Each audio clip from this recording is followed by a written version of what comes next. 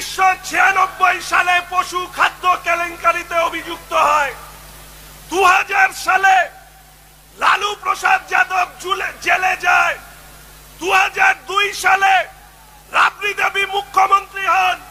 লালু প্রসাদ যাদব জেলে থেকে বেরিয়ে জামিনে থেকে রেলমন্ত্রী হন।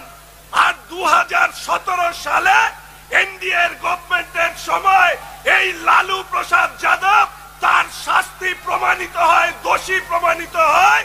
2020 সালে লালু প্রসাদ যাদব তাকে আবার তার বাকি শাস্তির অংশটুকু পালন করতে হয়।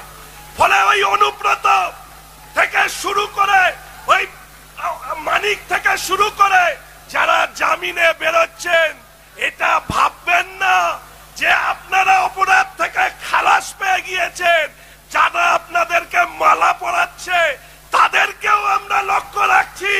আজ নয় কাল সবগুলোকে জেলে ঢোকাবো, একথা আপনাদের সামনে বলে রাখতে চাই। হাজরা চলো এই মুহূর্তে দাঁড়িয়ে বলছি, হাজরা যতই যান কালীঘাটে পৌঁছাতে পারবেন কি? আমার সঙ্গে রয়েছেন শঙ্কর ঘোষ, কথা বলার চেষ্টা করব। হাজরা যতই যান কালীঘাট পৌঁছাতে পারবেন কি? কালীঘাটে কি আছে জানা ছিল না তো। একটা শুনেছিলাম টালির চালার বাড়ি আছে, সেই বাড়িটা নাকি অপরাধী এবং চোরেদের পাঠশালা। সেই বাড়িটাই আমাদের লক্ষ্য। নিশ্চিতভাবে সেই বাড়িতে আমরা পৌঁছবো এবং যিনি এই শিক্ষাদান করেন তাকেও জেলে পড়বার দায়িত্ব আমাদের। বাঘ ফিরলেন এদিকে তো মুশকিল। বাঘরা নাকি ওনার বিরুদ্ধে মানহানির মামলা করেছেন, গরুচোর বলে ওনাকে আবার অনেককে ডাকছে। তো বাঘের আত্মসম্মানে প্রচন্ডভাবে লেগেছে। তবে এই বাঘ শোনা যাচ্ছে নাকি সেই বাঘ নয়, বিশেষ বিশেষ অঙ্গহানি হয়েছে, তো সেই জন্য এখনো চুপ আছে। দেখা যাক আগে চিৎকার করলে বাঘ না বাঘের মাসি, কোনটা কোন আওয়াজ বেরোয় সেটা অপেক্ষায় আছে।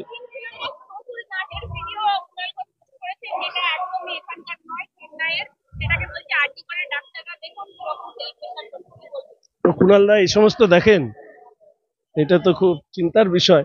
তো এই ধরনের রোগ ওনার আছে এটা আমার জানা ছিল না, আমি নিজে দেখিনি। তবে কুণালদার রুচি সম্পর্কে আমার আজকে একটু সন্দেহ তৈরি হলো। অনেকে কটাক্ষ করছে যে মানসিক এই যন্ত্রণা নিয়ে কথাগুলো বলছে, আমার কথা না, অনেকে বলছে। ও তো ওই মানসিক যন্ত্রণা কমানোর জন্য ওই ভিডিওগুলো দেখছে, আর কি দেখছে আমি বলতে পারবো।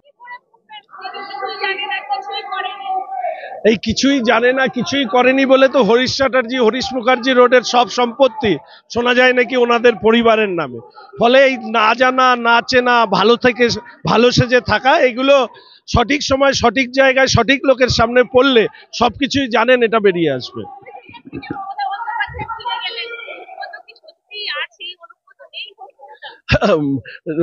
আসলে মুখ্যমন্ত্রী ঠিক হিসেবটা মেলাতে পারছেন না, ওনার সাথে দেখা করলে লাভ না ওনার সাথে দেখা না করলে লাভ। ফলে এই অঙ্কটা মেলেনি বলে উনি যাননি।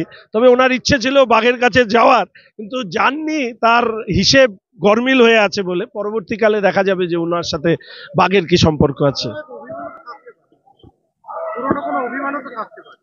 দেখুন, মান অভিমান যাদের প্রেম থাকে তাদের মধ্যে থাকতেই পারে।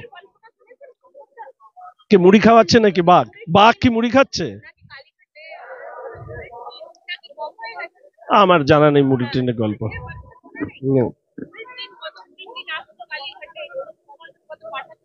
এসব ব্যাপার তো যারা যে পাঠাতো আর যাকে পাঠাতো তাদের মধ্যেকার সম্পর্ক। ওই যেটা বলছিল রাগ অভিমানে, তো যারা প্রেম করে তাদের মধ্যে হয়। এবার যারা প্রেম করে তাদের হয়ে আমাদের বলবার তো দায়িত্ব নয়। দেখুন, এই ঘষে ঘষে কি হয়েছে আমি বলতে পারবো না, তবে আমি নিজে ঘোষ বলে সেই জন্য আমি চিন্তায় আছি। ঘোষের যেভাবে নাম সম্মান ডুবিয়েছে এই ঘোষরা ঘষাঘষি করে, আমি চাই এই ঘোষদের দ্রুত শাস্তি হোক, অন্য ঘোষরা অন্তত মুক্তি পাক।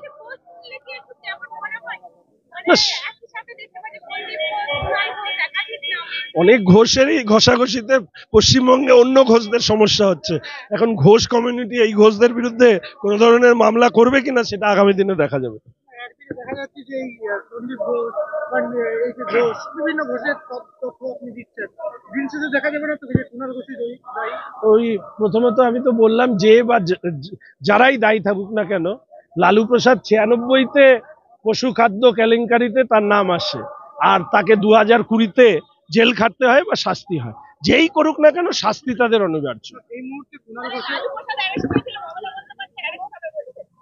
এটাই তো এক মানুষের একমাত্র চাহিদা রাজ্যের, এবং সেই চাহিদা নিয়ে লড়াই করছে।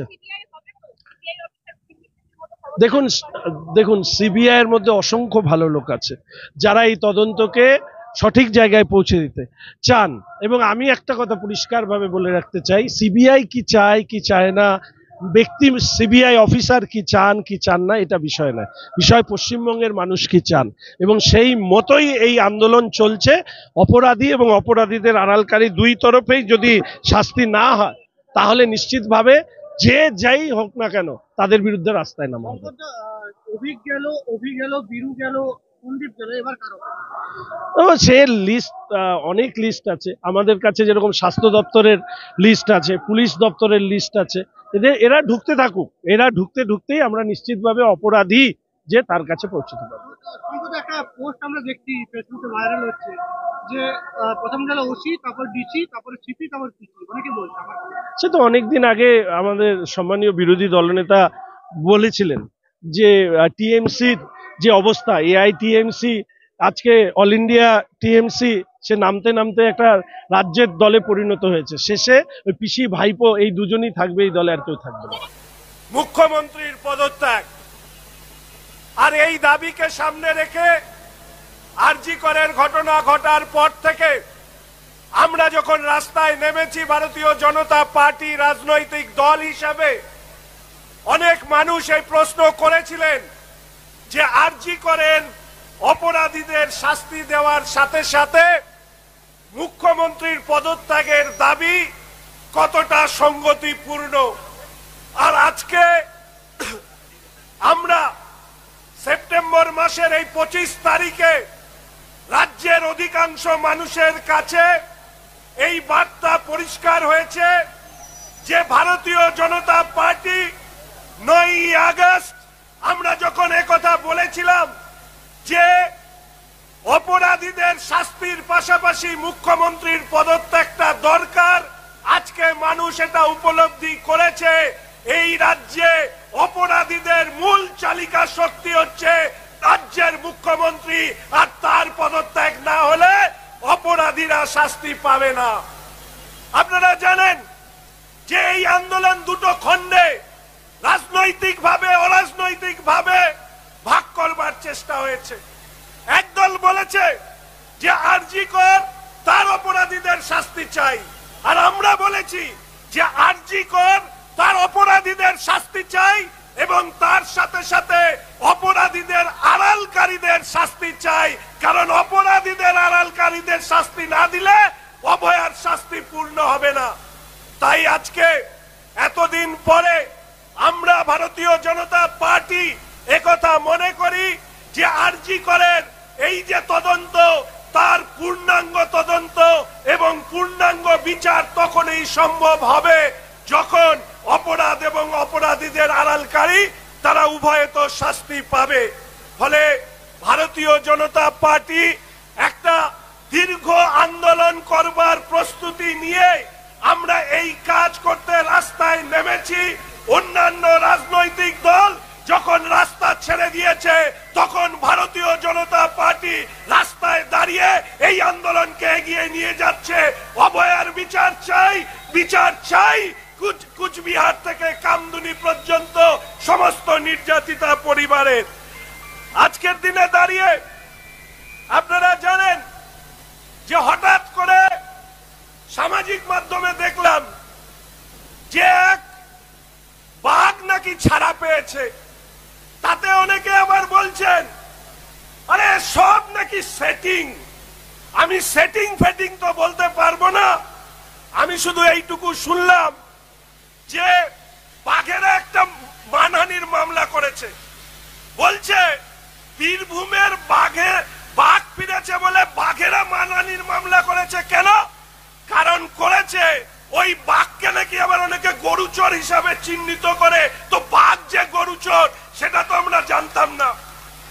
অনেকে সিবিআই এর নানা কথা বলেন, এমন বক্তব্য রাখেন যে বক্তব্য শুনে মনে হয় যে ওনারাই আইনটা জানেন।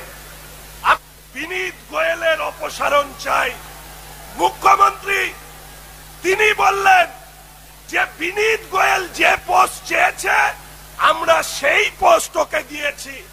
এর নাম অপসারণ, এর নাম অপরাধে অভিযুক্তকে শাস্তি দেওয়া। যদি এটা জুনিয়র ডাক্তাররা মেনে নেন তাহলে মনে হয় যে মেরুদণ্ডের কোথাও অদল বদল হয়ে গিয়েছে। যে মেরুদণ্ড তারা ওদেরকে পুলিশকে উপহার দিয়েছিল সেই মেরুদণ্ড মুখপত্রদের নিশ্চিতভাবে তাদের ওপরে নেওয়া উচিত। কারণ পশ্চিমবঙ্গের মানুষ মনে করে যে জুনিয়র ডাক্তারদের আন্দোলনের সাথে রাজ্যের মুখ্যমন্ত্রী তিনি প্রতারণা করেছেন। পশ্চিমবঙ্গের মানুষ জুনিয়র ডাক্তারদের নিরাপত্তা চেয়েছে, নিরাপত্তার পাশাপাশি অভয়ার বিচার চেয়েছে, অপরাধীদের আড়ালকারীদের বিচার চেয়েছে। আপনাদের কাছ থেকে আরো বলিষ্ঠ অন্তত স্টেটমেন্ট আমরা আশা করেছিলাম। ফলে স্বাভাবিকভাবেই জুনিয়র ডাক্তারদের প্রতি সংহতি জানিয়ে রাজ্যের স্বাস্থ্য ব্যবস্থার সাথে যুক্ত যারা তাদের কাছে এই আবেদন রাখতে চাই। ভারতীয় জনতা পার্টি রাস্তায় আছে, রাস্তায় থাকবে, আপনাদের নিরাপত্তার জন্য আপনাদের পাশে থাকবে। তার পাশাপাশি আমরা এটাও চাই আপনাদের সাথে মুখ্যমন্ত্রী প্রতারণা করেছেন এটা আপনাদের সর্বসমক্ষে জনসমক্ষে বলতে হবে। কারণ বিজেপি এই কথা প্রথম বলেছিল, এই রাজ্যের সমস্ত অপরাধের আড়ালকারীর নাম মমতা ব্যানার্জি। তা সে কতখানি ধূর্ত হতে পারে আশা করি জুনিয়র ডাক্তাররা আজকে বুঝতে পেরেছেন। আমি উত্তরবঙ্গের ছেলে, যেদিন এই ঘটনা ঘটে সেই সময় দাঁড়িয়ে আমরা আওয়াজ তুলেছিলাম, বলেছিলাম উত্তরবঙ্গ লবি নামে রাজ্যের স্বাস্থ্য ব্যবস্থাকে যারা নিয়ন্ত্রণ করে, আমার লজ্জা যে নর্থ বেঙ্গল মেডিকেল কলেজ যেখানকার ছাত্র জুনিয়র ডাক্তার আরএমও থেকে শুরু করে প্র্যাকটিশনারদের সাথে আমার প্রতিদিনকার ওঠা বসা, ছাত্র রাজনীতি করার কারণে তাদের হোস্টেলে যাওয়া আসা বন্ধুত্বের সম্পর্ক, সেই নর্থ বেঙ্গল মেডিকেল কলেজে একজন ভগবান রূপী শয়তান ডক্টর সুশান্ত রায়, অভিজ্ঞ বিরূপাক্ষ বিশ্বাসরা রাজ্যের স্বাস্থ্য ব্যবস্থা নিয়ন্ত্রণ করতেন। আমি যখন এই কথা বলেছিলাম যে উত্তরবঙ্গ লবি দুর্নীতিতে নাম কিনেছে, আর আমাদের উত্তরবঙ্গ 3 কোটি 2.5 কোটি মানুষের বাস, একখানা নিউরোসার্জন নেই। উত্তরবঙ্গ লবির যদি এত দম থাকতো তাহলে আমাদের উত্তরবঙ্গ মেডিকেল কলেজ সহ কুচবিহার থেকে শুরু করে মালদা অব্দি প্রত্যেকটি মেডিকেল কলেজের অবস্থা এত খারাপ কেন? ফলে এরা মানুষের উপকারে আসে না, এদেরকে আমরা ভগবান বলি। ডাক্তাররা হচ্ছে ভগবানের আরেক রূপ। আর সেই ভগবানরা যে ধরনের দুর্নীতি করেছে, ভবিষ্যতে নিজের বাড়ির ছেলে মেয়ে ডাক্তারি পড়তে গেলে আগে তো তাকে মেন্টাল কাউন্সিলিং করতে হবে যে তুমি কিন্তু এই দুর্নীতিতে জড়িয়ে পড়ো না। আজকে ডাক্তারদের প্রতি, এই অসৎ ডাক্তারদের প্রতি মানুষের যে ঘৃণাবোধ তৈরি হয়েছে, তার কারণ এই ধরনের মানুষ, সে সন্দীপ ঘোষ হতে পারে, সে সুশান্ত রায় হতে পারে, সে অভিজ্ঞ বিরূপাক্ষ বিশ্বাস হতে পারে। আজকে শুনলাম কুচবিহার মেডিকেল কলেজের এক ছাত্রী আত্মহত্যা করেছিল এই থ্রেট কালচারের নামে। আমরা প্রশ্ন তুলেছিলাম, আমি এবং মাননীয় সাংসদ রাজু বিস্তা মহাশয় গভর্নরের কাছে আপিল করেছিলাম যে কেন ডক্টর সুশান্ত রায়ের বিরুদ্ধে সিবিআই তদন্ত করা হবে না। আজকে খুশি যে ডক্টর সুশান্ত রায়কে সিবিআই ডেকেছে। আমরা আবার বলছি, যে সমস্ত মানুষ পশ্চিমবঙ্গে আজও দুর্নীতি করে টিকে আছেন, খোলা আকাশের নিচে দাঁড়িয়ে নানা বক্তব্য রাখছেন, পাপ কখনো বাপকে ছাড়ে না। এই তৃণমূলের 13 বছরে যত অন্যায় হয়েছে, আজ নয় কাল জেলের ঘানি আপনাদেরকে টানাবো, এই কথা আমরা দায়িত্ব নিয়ে বলতে চাই।